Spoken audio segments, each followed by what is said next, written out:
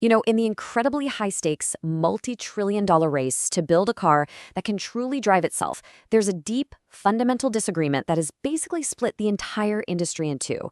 And we're not just talking about which car looks cooler. No, this is a clash of technological philosophies that's going to define the future of how all of us get around. Okay, so let's get right into it. The whole conflict really boils down to one simple question. How should a machine learn to drive? And the answer to that has created two completely different paths to the same goal, with everything from the hardware in the car to the business model itself hanging in the balance. And there you have it. On one side, you've got this belief that an AI can learn to drive just by watching, kind of like how a person does. And on the other side, you have this super methodical approach that's built on layers and layers of sensors and provable safety, one piece at a time. So let's break down that first camp. First up, we've got Tesla. And they have made a really bold and, a lot of people would say, a very controversial bet. They believe the only way to get to full autonomy is with a system that just sees the world and learns how to react without what they call technological crutches. The heart of their strategy is what's called an end-to-end neural network.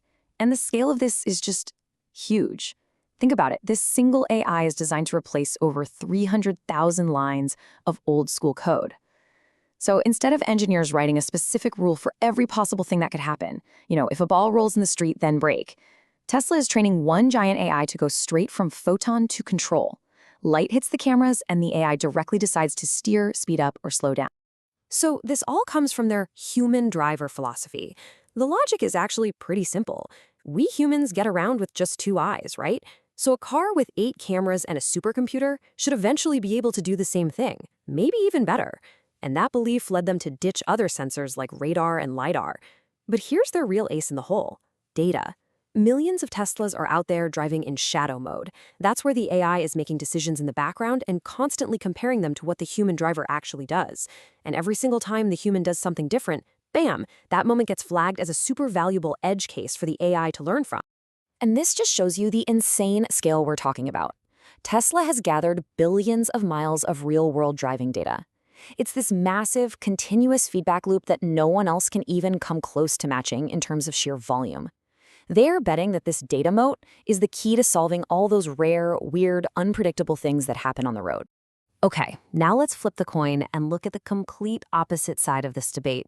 You've got companies like Waymo, and they're all about an approach that's built on redundancy and methodical testing. Their goal isn't to copy a human. It's to build the world's most experienced and safest driver from the ground up.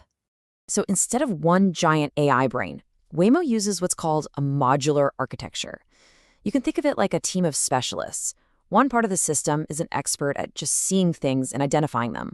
Another part is an expert at predicting what those things are going to do next. And a third part is an expert at planning the car's route. The huge advantage here is that engineers can actually test and prove that each individual piece of that puzzle is safe and reliable. Yeah, this whole strategy is about safety through redundancy. The car has a whole suite of sensors, cameras, radar, and LiDAR. So if it's pouring rain and the cameras are struggling, the radar and LiDAR can still see perfectly fine. This gives them what they call ground truth. See, LiDAR isn't guessing how far away something is. It's physically measuring it with lasers. It's a huge difference. And all of this is backed up by super detailed 3D maps and billions of miles driven in computer simulations where they can safely throw every crazy, dangerous scenario imaginable at the system. Okay, so we've got our two contenders, the human-like learner with this massive data advantage and this super careful, safety-obsessed engineer with all the redundant hardware. Now let's really put them head-to-head on the stuff that matters most. Well, the most obvious difference is the hardware. Tesla is betting everything on the idea that their software can get so smart, it can make up for the problems cameras have, like driving into the sun or through thick fog. Waymo's position is basically, you can't solve a hardware problem with software. For them, having different sensors that work in different conditions isn't a crutch. It's an absolute non-negotiable requirement for being safe. Now, the debate over data is a little more interesting. Tesla has way more of it. Billions of miles, no question. But critics argue that not all miles are created equal. A mile driving down a straight highway in the middle of nowhere, it doesn't really teach the AI anything new. Waymo, on the other hand, has fewer miles, but they collect them almost exclusively in the most complicated places you can imagine, like downtown San Francisco. Their data is denser. It's packed with more pedestrians, cyclists, and weird situations per mile. So the question is, what's more valuable? And for a lot of people who actually use it, the Tesla approach feels like absolute magic. This quote from a real owner really captures what FSD feels like when it's working at its best. For him, the system just works, and it's totally changing his relationship with driving, making those long, stressful trips feel like nothing. But, and this is a huge but, here's the other side of that coin. This quote points out the massive, massive liability risk. Even if a system is statistically safer than a human driver, what people think and what happens in a courtroom is a whole different ballgame. The argument could easily become, why didn't you use every single sensor available to prevent this tragedy? And that is a question that could have trillion-dollar consequences. And that leads us to probably the single biggest problem for Tesla's approach, what's called the black box problem. See, with Waymo's system, you can check each part. With a giant neural network, even the people who made it can't always tell you exactly why it made a certain decision. It just learned a pattern from the data. So how is a government agency supposed to certify that as safe? This is a question that regulators all over the world are wrestling with right now. So where does all this leave us? Well, this isn't just a two-horse race anymore. The entire car industry is watching this debate very closely, and they are all placing their bets on what the future of driving is actually going to look like.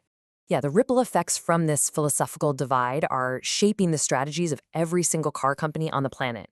It's creating this really complex ecosystem of competitors and partners and everything in between.